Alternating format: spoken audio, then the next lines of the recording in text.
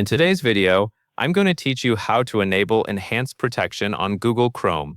Vertical bar quick guide. To start, you will need to open Google Chrome on your computer. Once Chrome is open, move your attention to the top right corner of the browser window.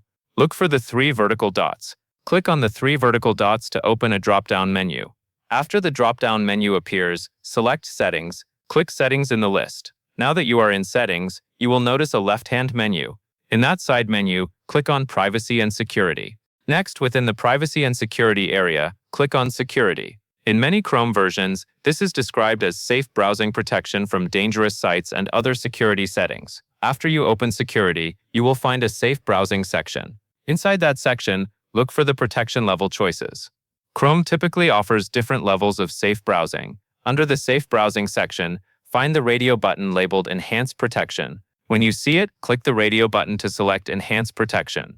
At this point, you have successfully enabled Enhanced Protection. That covers everything you need to know.